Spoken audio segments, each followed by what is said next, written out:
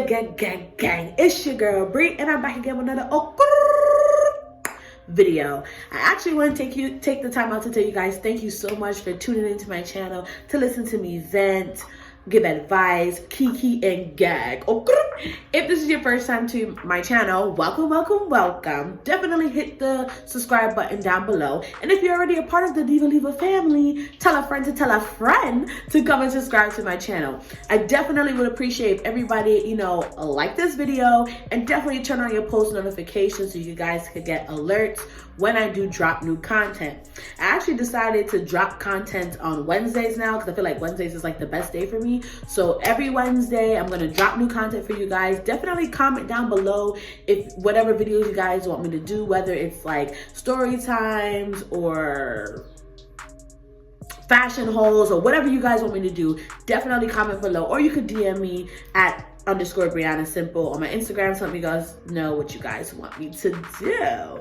So I do want to take the opportunity too to shout out everybody who supported me, because I did drop my first YouTube video last week Wednesday. Actually, the link would be below in the description box for you guys to check that out after you watch my video now. But yeah, so let's get into this tea. Okay, so basically, as you know by the title, I'm definitely doing a quarantine Q&A because there was a lot of questions that people sent me in my DMs that they wanted me to answer. But this is just a disclaimer. I'm answering all these questions bluntly, fully, honestly, because I feel like, I want my channel to be 100% relatable, and I want you guys to know me authentically, and I want y'all to tune into my channel every Wednesday for my content. So why not be 110% honest due to a lot that's going on right now? So I'm going to get into these questions and answer them. Okay, first question: how is life during quarantine? Life is all right. Let me not even drag it. Life is good. Quarantine has honestly, at first, the typical, we're sad for, being home and not being able to do what we want to do or go somewhere or party or drink or whatever.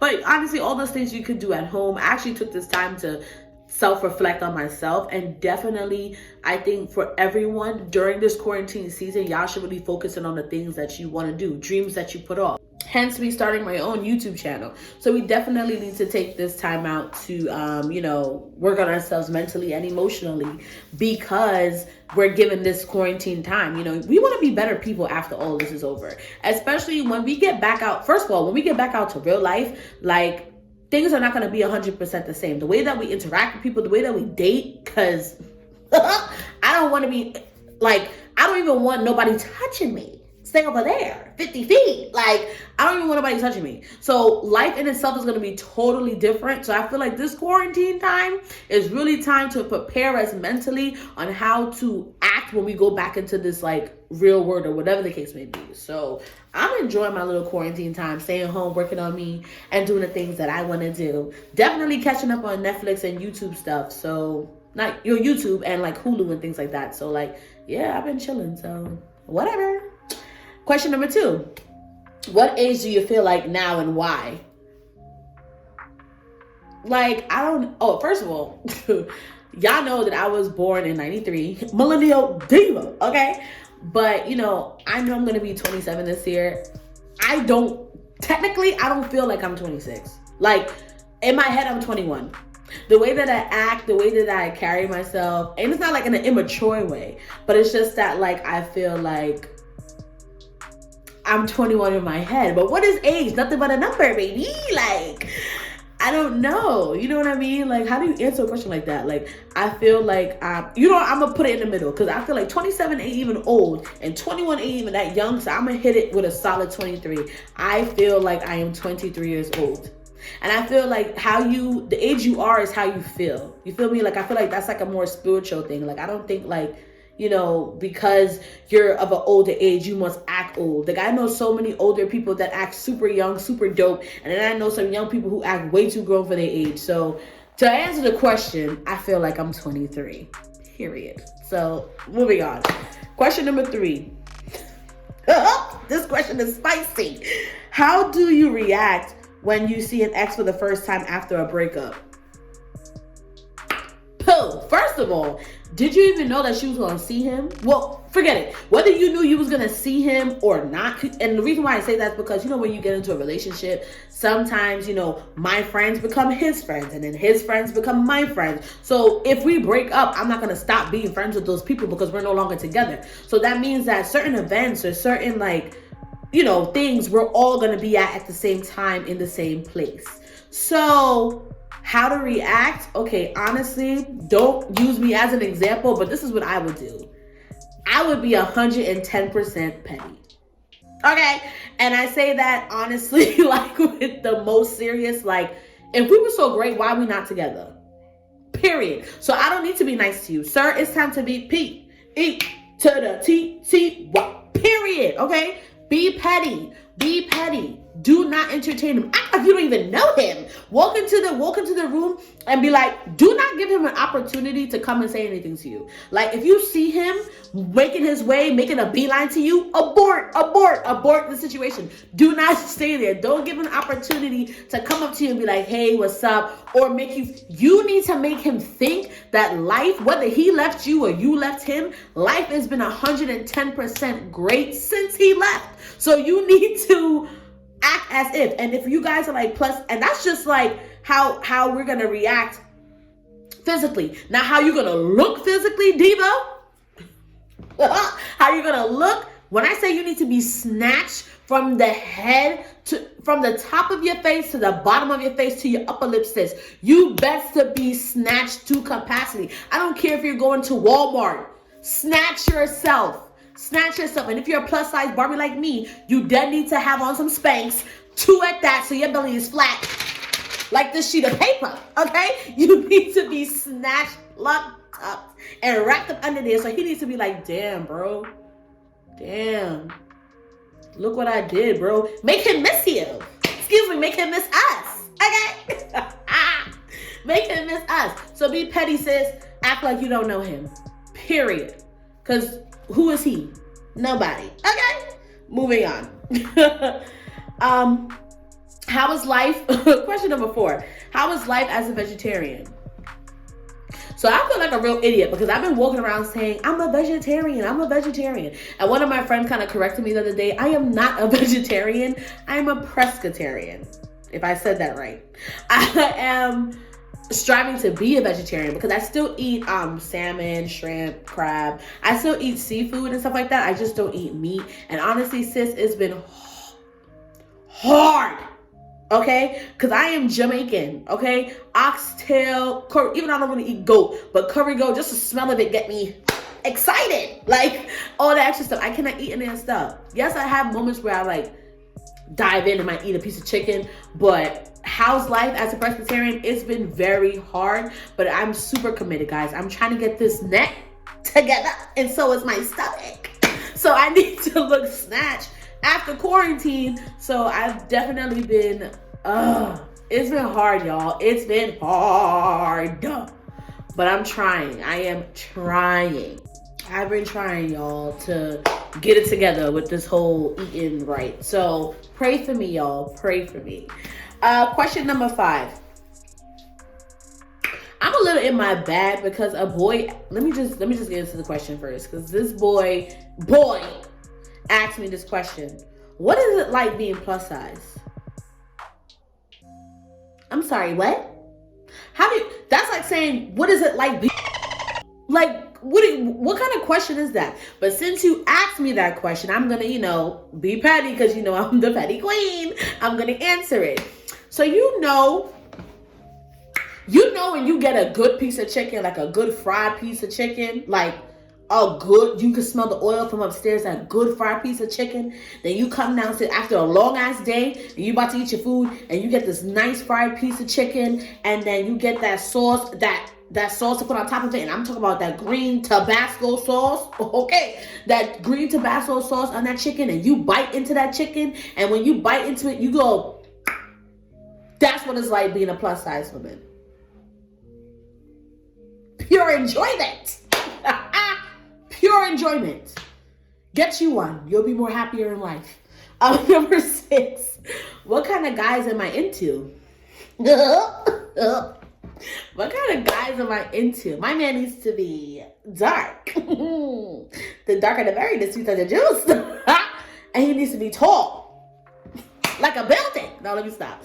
I do like tall, dark guys, but if I might add, I'm not really like a physical person. Like when it comes to like dating or getting to know somebody, all the guys that I've ever dated, and this is like proof, like my brother Brandon, who's no longer alive, he used to say all the time, Briana, like all the guys that you date don't look nothing alike.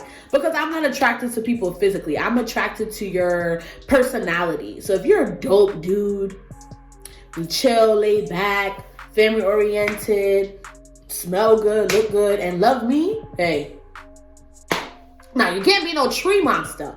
But yeah, if you know, cool. I like cool, chill guys. A guy that loves to laugh, because clearly I'm jokes all day, every day. So if he's super dope and likes to laugh and stuff like that, he's a guy for me. And if he loves his mama, let me tell you something. When men love their mom, so I mean like love her, like Mother's Day, he there giving her flowers, her birthday, he in the back rubbing her feet. If he loves his mom, he is going to love you.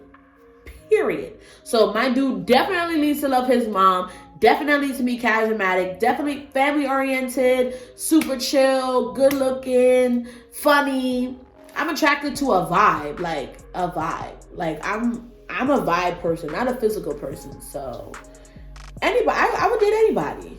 But I just like, oh, he definitely gotta like, you know, not love God, because you know you can't force people to do what they don't want to do. But he definitely has to have some type of like willing to come to church with me on a Sunday. Because in his mind, he's only going to be called, oh yeah, babe, I'll come Christmas and Easter. And he don't know after being with me for a long time, you're going to go every Sunday.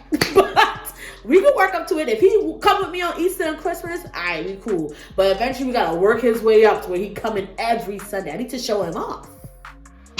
I got a man too, sis, right? Period. Especially with church people. Y'all know what I'm talking about. I know my church friends laughing. You want to show off your man to those people. Yes. Yep. I ain't a disappointment. I'm gonna have a baby. He might be my husband. Pray for us, y'all. Pray for us. Oh! Number 7. What's a dream job that you always wanted but never went after? If I tell y'all gonna laugh, don't laugh. I've always wanted to be an FBI agent. An FBI agent. I wanted to be a cop, like, and not even like a cop, like a police officer, but like an FBI agent with my blue suit.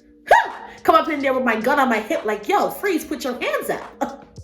Stop, go on the wall, sit down, get up. I want to be the person to like tell people what to do. Clearly, I'm a boss. I like to boss people around, but I've always wanted to be an FBI agent, but nobody took me seriously, especially my dad. I actually can't wait to do a video with my father so y'all can meet him, because he's crazy, but he was the one person that he did not take me seriously, and that's why I did not become a police officer, because of my father. But I really wanted to be an FBI agent and just come up in there and just shut things down. Like, you know, like the show like SVU, Law and Order and stuff, like how Olivia Benson be walking around in her suits and her gun on her hip. That's dead. Because y'all know I'm from New York. That's dead the vibe that like I really wanted as a child. Like, and my dad crushed my dreams. So I ended up going to school for forensic anthropology. But we're not even going to talk about that because I'm not even like studying that. I'm in my bag. But let's move on. So that's something that I've always wanted to do, but never got an opportunity to do. And my final question is, how do you handle grief? That's a hard question to answer. Like, how do you handle grief? You know what the funny thing is? What I really hated when my brother died, I hated when people used to tell me like, get over it and like, hurry up and like, hurry up in your feelings.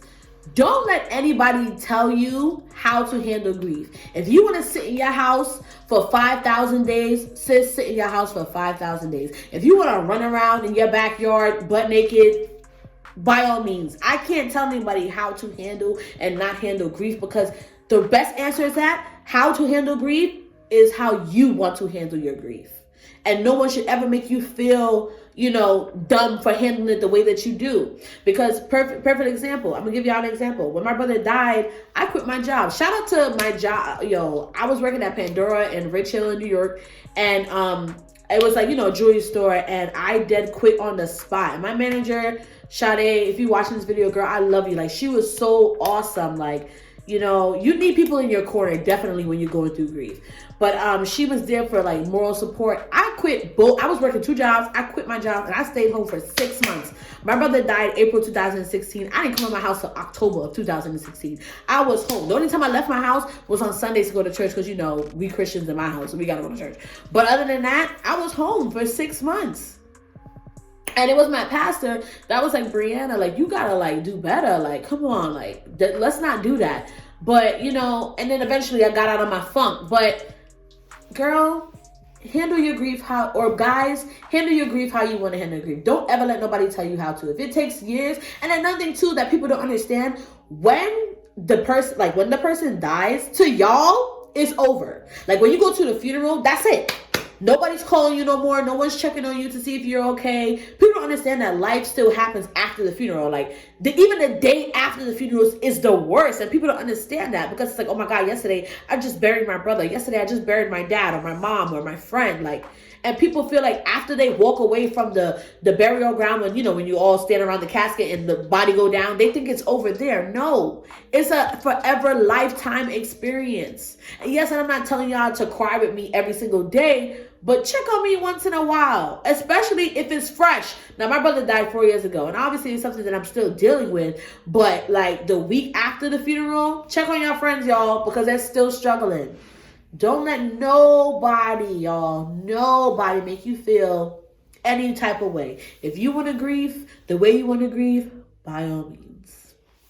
Well, guys, thank you guys for tuning in to my quarantine Q&A. And I thank you guys so much for the support that you guys already have dealt me so far. I hope that you guys are liking my content. Again, make sure you subscribe to my YouTube channel and turn on your post notifications because every Wednesday I'll be dropping new content for you guys. Thank you so much for tuning in, and I'll definitely see y'all in my next video. Peace.